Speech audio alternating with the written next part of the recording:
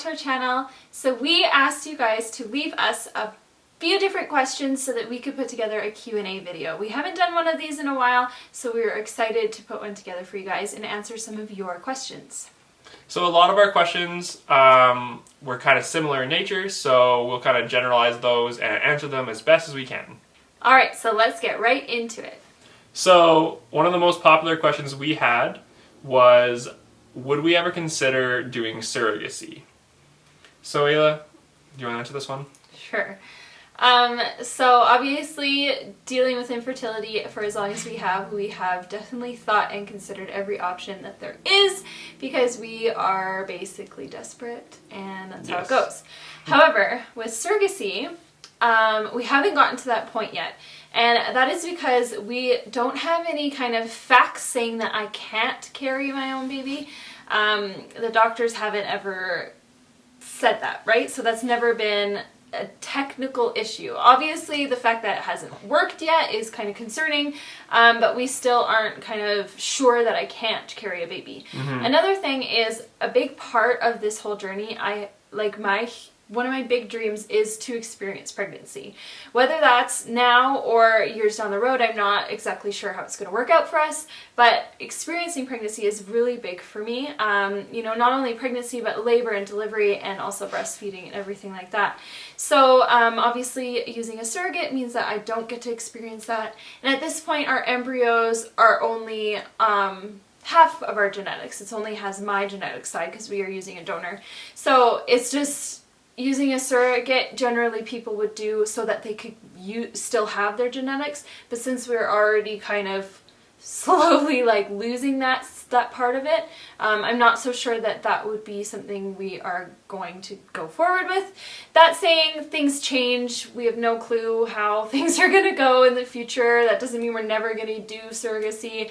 It just means for now we have a few other options that we would consider first. Yeah. Did I do it right? Yes. Did I say it okay? You answered it. Okay. Okay, next question.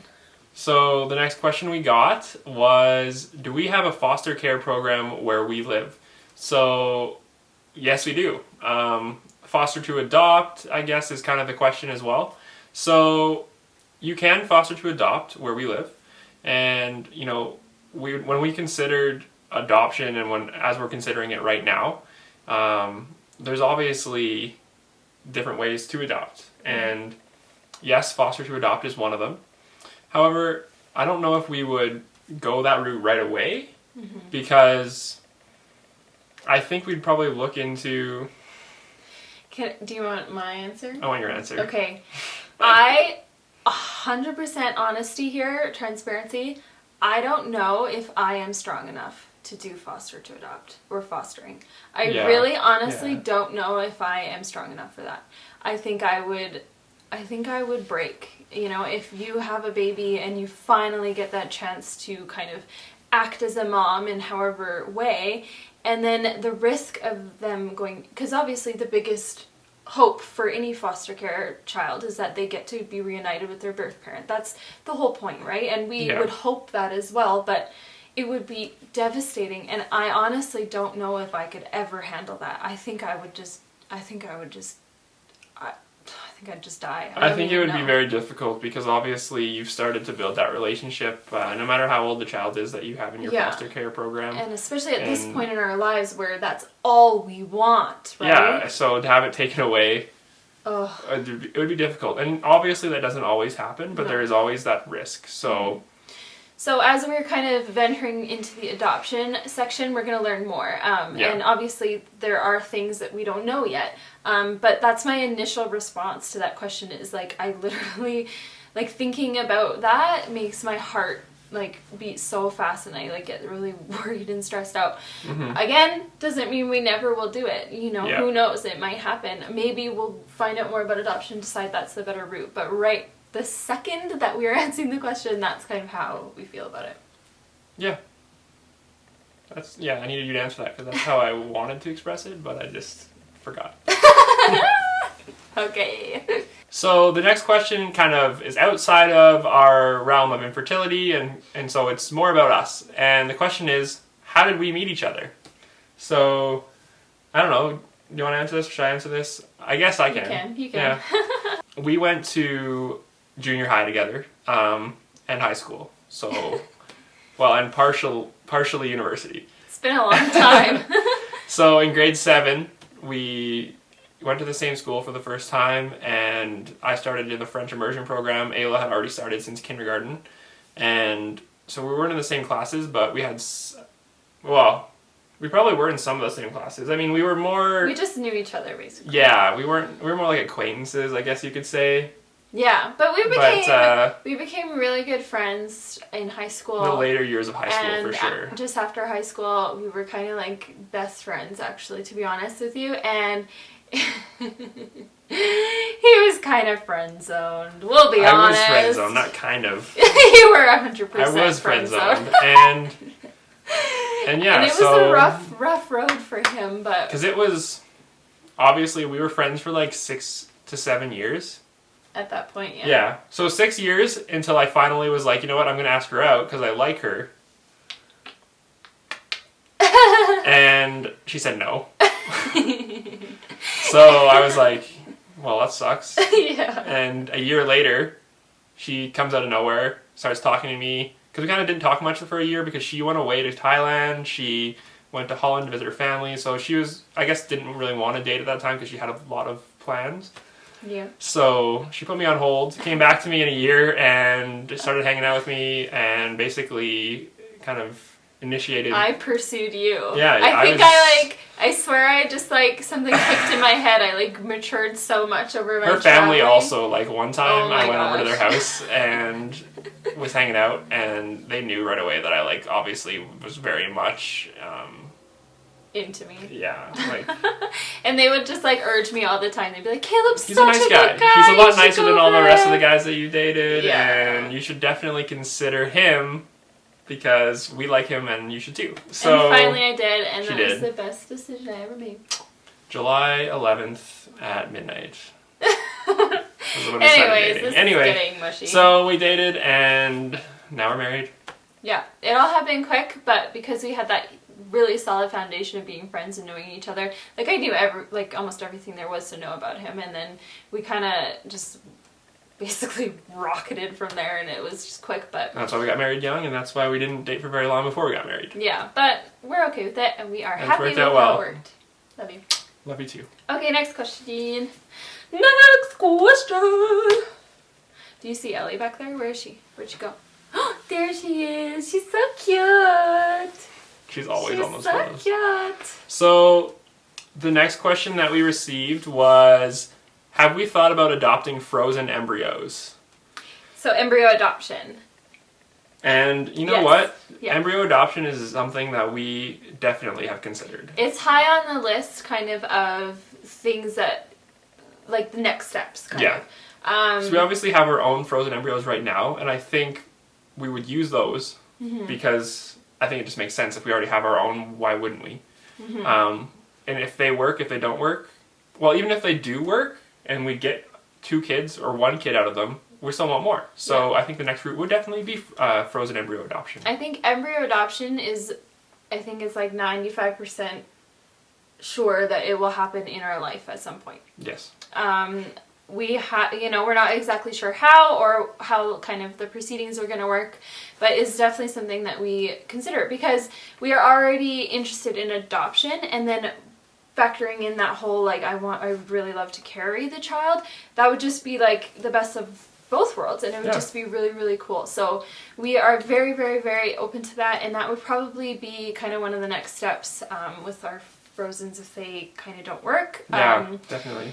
But yeah, it's kind of like a whirlwind of stuff, and there's so much to consider. There's a lot of routes you can take to getting a crazy. child, whether it's conceived naturally, whether it's through IVF, whether it's adopted, whether it's surrogate, no matter what. There's always a way to get a child, whether it's biologically yours or not, and we know we'll have one. We just don't know exactly how it's going to be conceived. So we're basically just like going through the different motions and trying whatever we can. Yeah, and then whatever one works, like that's going to be it. Okay. So I'm looking for the next question here. Okay, sir. Okay, I don't have my glasses on. I'm blind. How does your family feel about this failed IVF? I think this time around, like, they're definitely on the same page as us. Like, they're hurt. Disappointed, yeah. They're sad, frustrated as well, you know. Especially because they know Ayla is, like, the ideal person to be a mother if there ever was one. And they know that she's always been, like, that motherly figure. And to their children, and, you know, so it's hard to see somebody so deserving not be able to realize that dream. So they're alongside us the whole way, you know, they're upset with us. And, you know, one of the, like, I called my parents the night after we realized the results, and one thing that they said on the phone was, like, you know, they just feel numb all over. And, you know, I think that's a good way to look at it. Like, you just feel numb. Yeah. And I really liked the way that they worded that. I think it's because it's gotten to the point now where it's, like, sometimes it's hard to, like, be devastated because you almost, like, expected it. You know what I mean? Like, we've been doing this a long time now, and we haven't seen any good results out of anything. So, you know, hearing that negative result was devastating. It was heartbreaking. But at the same time, it was almost like, well, we knew it was coming in a way, right? As negative and horrible as that sounds, it's just kind of how you feel. But, you know, they're all very supportive, so yeah, we really appreciate it. We're very thankful. So the next question is about adoption. And they asked us, would we only be interested in adopting an infant? And part 2 of the question, if we could choose, would we like a boy or a girl? So in terms of gender, no, there's Doesn't no matter. choice. We just want a baby. Anything and everything. Like, the only thing is that, like, I've had a name picked out for each gender, right? But the name I picked out for a boy is, like, gold. The most special name. Like, I am in love with it to the point of no end. Like, part of me, of my disappointment of this infertility is, like, based on the fact that I can't use this name, and it's so frustrating. Yeah. So it's a boy name. So, like, if we did get a boy, I'd be so excited to use the name. But if we got a girl, we still have a girl name. So, I mean, there's no we want one choice. of each for sure. So it doesn't matter what order they come in. Yeah. We're welcoming everything. Yes. Everything. Yes. Give it to us all. Okay. Okay, sorry. Next one. Or no, there was the first part. You went right to the second part. Okay, so in the first part of that question, would we only consider adopting an infant? And at this point, a baby is what we want. You know, obviously there's children out there. You can always adopt various ages. And I think that's something that we might consider down the road. But right now, we want an infant. We want a baby. We want to learn how to be parents from the start. Yeah. And if we end up in 8 years, let's say we have like a 6 or 7 year old and we don't want a baby, we want to have a child that's similar in age to them, then we could consider someone who's 6 or 7, whatever it is. And so it's not an option. It's not an option, you know what I mean? Yeah. But right now, infants are kind of our desire. Yeah, I mean, like... We want to keep cuddly little baby. Yeah, and if you dream of having your own baby...